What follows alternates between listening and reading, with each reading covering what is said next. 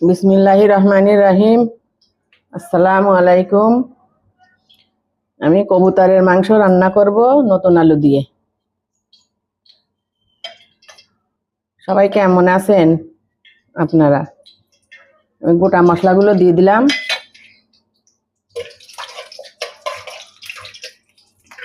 এবার আমি আদা, রসুন, পেঁয়াজ বাটা দিয়ে দিলাম, ভালো করে ভেজে নেব।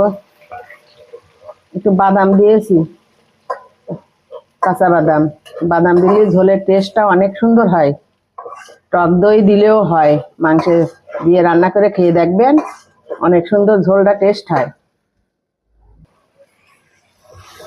ভেজে নিয়েছি। এবার আমি স্বাদ মতো লবণ, ঝালের গুঁড়ো, গুঁড়ো মশলাগুলো সব দিয়ে দিচ্ছি। এই যে সব পরিমাণ মতো দিয়ে দিলাম, দিয়ে মশলাটা ভালো করে ভেজে নেব। মশলাটা আমার ভাজা হয়ে গেছে, এটা তেল ছেড়ে দিয়েছে মশলা দিয়ে। এবার আমি যে মাংসটা ধুয়ে রেখেছিলাম, এই মাংসটা দিয়ে দিচ্ছি। দিয়ে ভালো সুন্দর করে কষিয়ে নেব।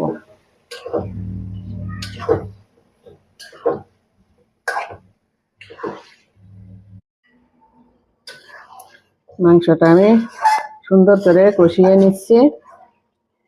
রাসূল সাল্লাল্লাহু আলাইহি সাল্লাম বলেন, হজ উমরা পালনকারীরা আল্লাহর মেহমান। তারা আল্লাহর কাছে দোয়া করলে তিনি তা কবুল করেন এবং ক্ষমা চাইলে তিনি ক্ষমা করে দেন।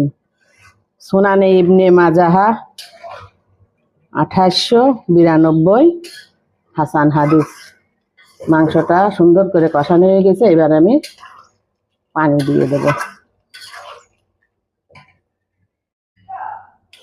মাংসটা কষানো হয়ে গেছে, আমি আলু দিয়ে কষাই নিয়ে এবার আমি ঝোলের পানি দিয়ে দিছি।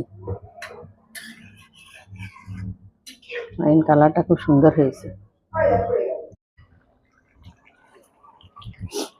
কবুতরের মাংসটা রান্না হয়ে গেছে আমার নতুন আলু দিয়ে।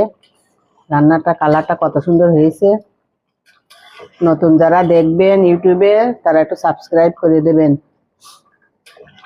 পরবর্তী নোটিফিকেশন পাওয়ার জন্য। রান্নাটা কেমন হলো কমেন্টে জানাবেন। আল্লাহ হাফেজ।